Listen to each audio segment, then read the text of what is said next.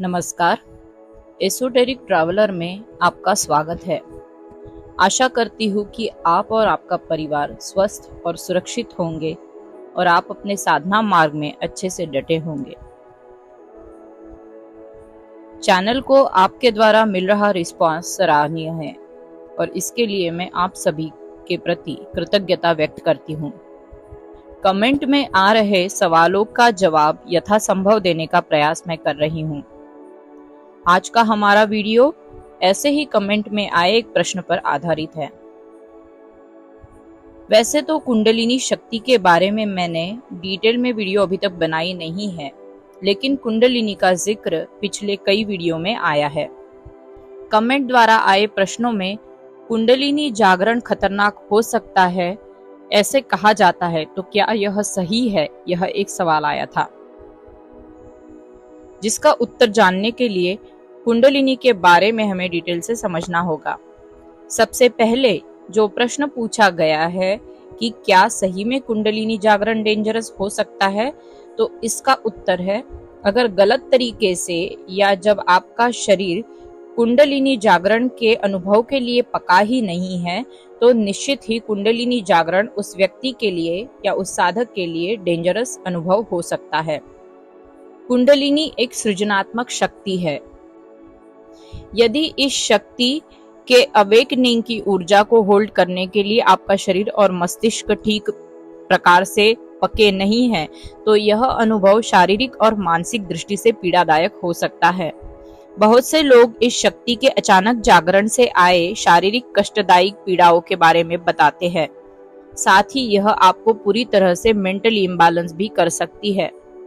लेकिन कुंडलिनी जागरण डेंजरस तभी हो सकता है जब आप इसे कम समय में विविध मार्ग से फोर्सफुली उठा दे या अवेकन कर दे, जैसे शक्तिपात द्वारा या 15 से 40 दिनों में किसी तांत्रिक क्रियाओं द्वारा आदि, या किसी व्यक्ति विशेष के इंटरफेयर से। अगर आप कुंडलिनी अवेकनिंग करते हो तो यह मानो 100 वोल्ट के कंटेनर में आप 1000 वोल्ट का करंट फ्लो करने की कोशिश कर रहे हैं, तो ऑब्वियसली ये तो पीड़ादायक होना ही है।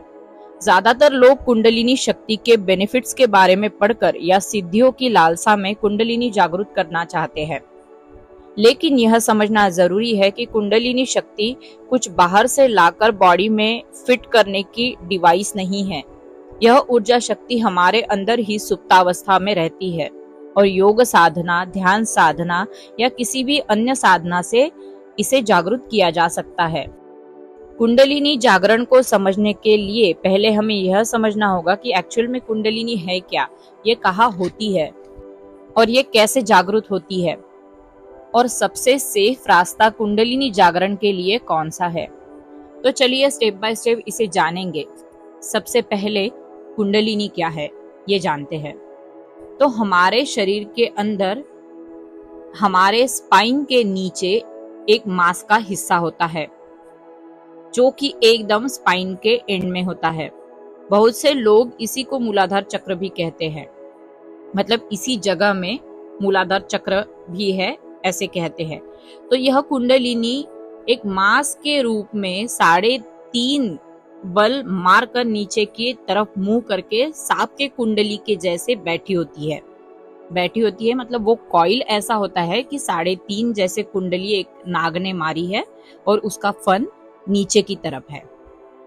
ठीक है, जब हम कोई भी साधना करते हैं तो इस नीचे मुड़े हुए फन को हम ऊर्जा द्वारा धीरे धीरे ऊपर उठाते हैं, मतलब स्पाइन की ओर उठाते हैं।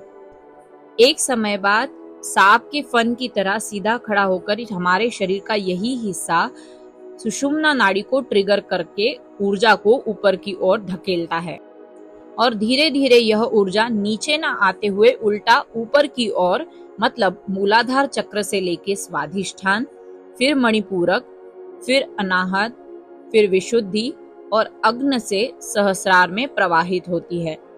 जब प्राण ऊर्जा का प्रवाह एक सर्कुलर मोशन में कंटिन्यूअसली हमारे बॉडी से बहने लगता है, तो इसे ही हम कुंडलिनी जागरण कहते हैं। कुंडलिनी शक्ति को अगर सही मार्ग से जागृत किया जाए तो अध्यात्म के पथ में होने वाले अनुभव जो साधकों को होते हैं जैसे सारी सृष्टि का एक महसूस होना, आने वाली घटनाओं के बारे में जान जाना, दिव्य दृष्टि का खुलना, नेम, फेम, मटेरियल बेनिफिट्स अचानक से बढ़ जाना, आध्यात्मिक गुरुओं से उनके शिक्षा के डाउनलोड्स मिलना या उनसे किसी ना किसी रूप में आशीर्वाद प्राप्त होना, जो चाहे वो मैनिफेस्ट करना, जो बात मुख से निकले वो सच हो जाना, दुनिया के लिए बहुत कुछ विशेष कर जाने की जो प्रवृत्ति बढ़ती है वो कुंडलिनी जागरण के बाद ही होती है। ऐसे एक ना अनगिनत अनुभव कुंडलिनी अवेकनिंग के बाद साधक को होते हैं। तो कुंडलिनी जागरण का सबसे सेफ मार्ग क्या है? कुंडलिनी जागरण का सबसे सेफ मार्ग आज तक सभी गुरुओं ने बताया है, जो कि है ध्यान मार्ग।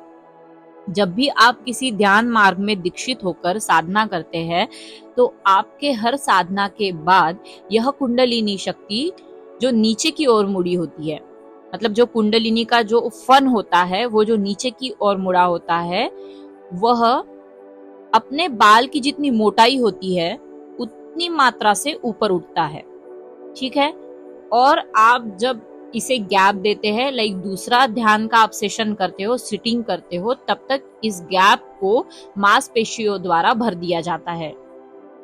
ये अपने आप ही एकदम स्लो पेस में होने वाली प्रक्रिया होती है, जो कि आपके लिए बहुत ही सुरक्षित तरीका है। ऐसे रोज धीरे धीरे बहुत सेफ और सुरक्षित मात्रा में ये कुंडलिनी उठती है और वह गैप मांसपेशियों द्वारा हर रोज भरा जाता है। और ये प्रक्रिया 1 साल से लेके 3 साल तक भी चल सकती है या उससे ज्यादा भी चल सकती है। इसलिए ध्यान द्वारा धीरे धीरे ऊपर उठी हुई कुंडलिनी को वापस सुलाया नहीं जा सकता, ऐसे भी गुरुओं का कहना है। तो ध्यान द्वारा कुंडलिनी को उठने में जितना समय लगता है उतना समय लंबा होने के कारण आपका शरीर और मस्तिष्क इस ऊर्जा को होल्ड करने के लिए सक्षम भी बनता है, वो इसी समय के दौरान। इसीलिए ध्यान द्वारा होने वाला कुंडलिनी जागरण सबसे सुरक्षित माना गया है। अगर आपने किसी भी ध्यान साधक को देखा होगा तो स्पष्ट रूप से आप देख पाएंगे कि ध्यान के मार्ग पर चलने वाला साधक ज्यादातर अध्यात्म में मैच्योर होते हैं, शांत स्वभाव के होते हैं और ग्रहणशील स्वभाव के होते हैं। कुंडलिनी शक्ति जैसी शक्ति को जागरूक करना बच्चों का खेल नहीं है। यह शक्ति अगर एक संपूर्ण जीवन चक्र बना सकती है तो उसी जीवन चक्र को ध्वस्त करना भी इस शक्ति द्वारा पॉसिबल है। जब कोई साधक कुंडलिनी जागरण के लिए अपने शरीर को बिना बनाए ही किसी भी तंत्र द्वारा कुंडलिनी अवेकनिंग करवाता है तो झट से खड़ी होने वाली कुंडलिनी और जो इसकी नैसर्गिक फिजिकल स्थिति होती है उसमें बना गैप भर नहीं पाता और इसी वजह से असंतुलन का निर्माण होता है। अगर all of sudden kundalini awakening अगर किसी का होता है तो उस व्यक्ति को भयंकर शारीरिक पीड़ाओं का सामना करना पड़ सकता है। मेंटली इम्बैलेंस हो जाना, जिन चीजों को देखने सुनने के लिए व्यक्ति की बुद्धि तैयार नहीं है उन चीजों को देखने लग जाना, ऐसे में उस व्यक्ति की क्या स्थिति होती होगी यह आप समझ पाएंगे। जिस ऊर्जा को हैंडल करने के लिए हम तैयार ही नहीं है उसे छेड़कर जागृत करने में कोई समझदारी नहीं है। धीरे धीरे चाहे जितना समय लगे, मेडिटेशन द्वारा आप सुरक्षित कुंडलिनी जागरण का अनुभव ले सकते हैं। कुंडलिनी एक प्योर सृजनात्मक शक्ति है। इसका अच्छा या बुरा होना साधक के ऊपर निर्भर करता है।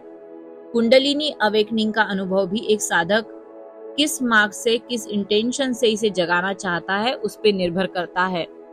तो आशा करती हूँ कि इस वीडियो के माध्यम से कुंडलिनी से संबंधित बेसिक प्रश्नों के उत्तर तो आपको मिल गए होंगे। आप अगर चैनल पर नए हैं तो आपसे निवेदन है कि चैनल को लाइक और सब्सक्राइब जरूर करें। अपने सहायक साधक मित्रों से चैनल को जरूर शेयर करें और कमेंट बॉक्स में अगर आपके जानकारी में कोई कुंडलिनी जागरण से जुड़े कुछ अनुभव है तो जरूर शेयर करें। मैं मिलती हूँ आपको अगले वीडियो में एक नए टॉपिक के साथ। तब तक अपना और अपने परिवार का ख्याल रखें, सुरक्षित रहे। सबका मंगल हो, सबका कल्याण हो।